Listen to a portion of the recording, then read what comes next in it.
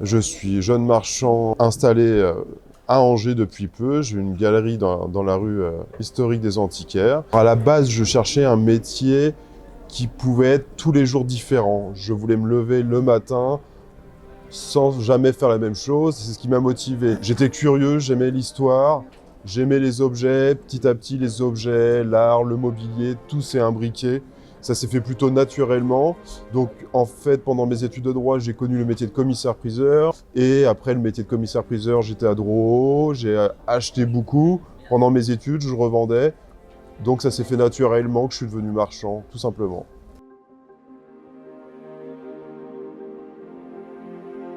Ce qui me plaît vraiment dans le métier, c'est toujours de découvrir des choses. On part le matin, quand je vais chiner, que ce soit peu importe où, c'est d'arriver et de ne pas savoir ce qu'on veut. On trouve quelque chose, on fait les recherches, et derrière, on arrive à retracer l'historique. Et moi, c'est vraiment ce qui me plaît dans ce métier, en fait. Et après, de faire découvrir aussi aux gens. Il y a plein d'aspects dans le métier qui me plaisent, mais effectivement, moi, l'aspect recherche me plaît. Découverte, c'est hyper intéressant, mais après, faire découvrir aux clients, c'est passionnant. J'aime bien le 17e, 18e, plutôt le tableau ancien de manière générale, parce que la plupart du temps, ce n'est pas signé. Et qu'il faut une véritable recherche, et plus on lit, plus on fait les musées, plus on apprend, meilleur on est. L'œil, il s'aiguise avec le temps, et je trouve qu'il y a, dans le tableau ancien, il y avait quand même, il y a un travail incroyable.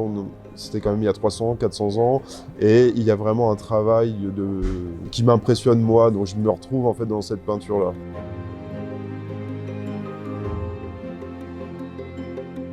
Alors le prix Marcus, pour moi, c'est déjà une fierté, je suis très content. Il y a vraiment pour moi ce côté, justement, je parlais de tableau 17e, 18e, c'est important pour moi car des fois, ma jeunesse peut être un manque de crédibilité. Les gens parfois se demandent comment je peux avoir ce genre d'objet. Et le prix Marcus vient un peu m'aider à donner de la crédibilité à mon professionnalisme et à mes connaissances. Et je pense que ça peut être que positif, parce que ça montre notre engagement pour le patrimoine, ça montre notre volonté de bien faire les choses, et c'est ce qui est important, je pense, aujourd'hui.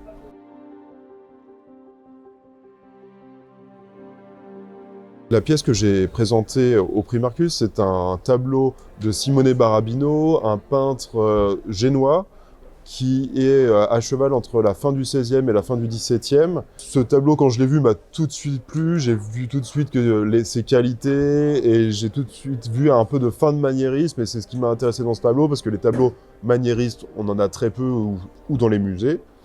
Et là, donc, on n'arrive pas à le dater exactement, on est à 10 ans près, mais on est vraiment à cheval entre ce maniérisme et le baroque qui s'annonce en Italie. On peut voir les Putti en haut du tableau qui s'inscrivent dans le baroque. On sent la tradition du XVIIe qui arrive, et en même temps, on voit dans les poses des hommes, certaines poses, encore le serpentin du maniérisme, on voit encore les doigts très allongés, et puis les couleurs encore acidulées, très puissantes. Et d'ailleurs, notre artiste, Simone Barabino, était spécialisé dans ses doigts un peu allongés, vraiment ces couleurs acidulées très fortes, qui marient très bien.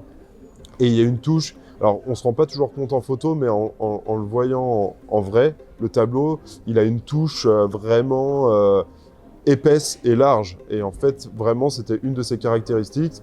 Et c'était des grands tableaux. Là, le tableau fait 1,22 m par 1,77 m. Et c'était des tableaux, il est réputé pour être un peintre d'église. Donc voilà, la touche est large, parce que c'était fait pour être vu de aussi loin.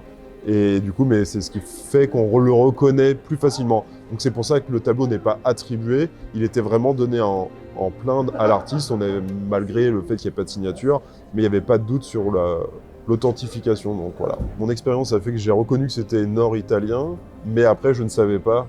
Et là, c'est là que ce que je disais tout à l'heure, tout ce travail de recherche que j'aime faire, c'est là qu'il a commencé. Donc on part sur des fausses pistes, on découvre des nouveaux artistes, et c'est tous ces artistes que j'ai vus qui n'étaient pas bons, sont tous des artistes que je pourrais découvrir prochainement, j'espère, parce que maintenant je les connais en fait. Donc voilà, c'est cette recherche. Les recherches, même si des fois on va sur des mauvaises pistes, ces pistes sont jamais mauvaises parce qu'on découvre autre chose, ça nous emmène vers des secteurs qu'on connaissait pas. Du coup là maintenant, le Nord-Italie, je connais bien, voilà.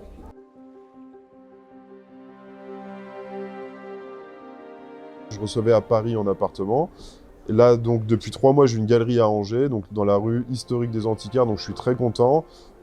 Pour les connaisseurs, c'est entre le musée et le musée des Beaux-Arts, donc je suis très content. Maintenant, je vais développer ma clientèle dans ma région, chez moi, autour d'Angers. Mais comme j'ai toute une clientèle à Paris et dans toute la France, voire l'Europe, Paris, je vais avoir prochainement, normalement, un bureau qui va s'ouvrir. C'est en réflexion, mais pour recevoir aussi, pour pouvoir présenter et exposer quelques œuvres à Paris.